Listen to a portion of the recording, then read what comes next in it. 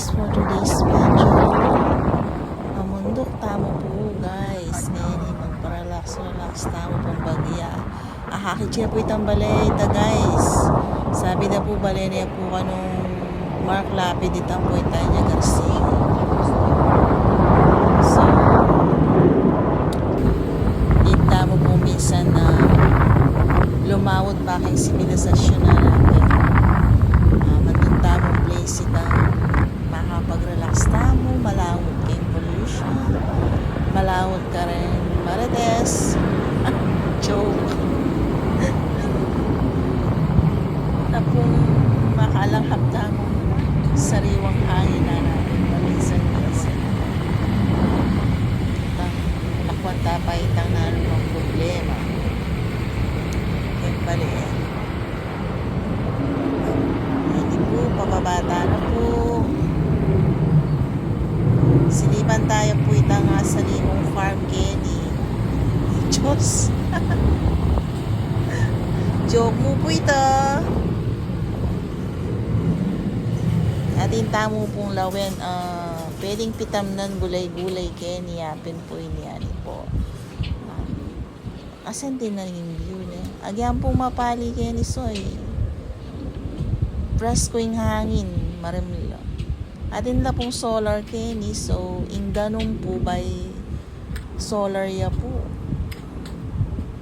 As na pong karimla yung danum at pwede siyang inuman. Kaya lang problema. Siguro po tamnanan niyang gulay-gulay yun ang pong papaya, mga niyang kalamansi. Baba ka pong bagyating ka pong akit sapa. Ayan, malinis po. Pwede na ka mang mandilot magbabad ken. Pagdiskitahan kaya pa po ining susungay ni Kening bato. Nung magsalita ya ini, so ay kamana ka na ako. Istorbuan mo ko. Ana. Ayan po. Ala kong agawa.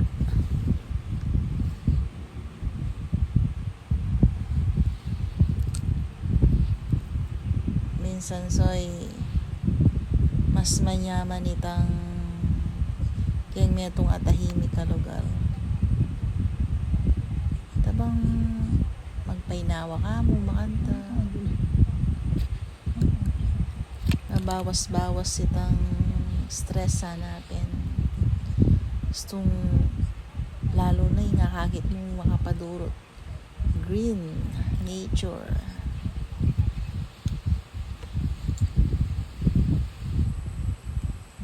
Santing soyo. Makanya niya po kalwalas yan. Ang gaya pa po keng babo yan. Itang kitang babo nga itang kahoy ay itang matas. Atin pong swimming pool ka rin soy. Yan, palubog ni yung kikatamong haring araw. Kasanting na po ng sunset. Sana makapananaman tamong gulay-gulay Kenny para halita na sa asali. Update na kayo soy kapag may kapananaman na lang po Kenny. Wait kayo po ka rin video ko about Kening farm ini. Bye for now soy. Mayari na naman yung maghapon.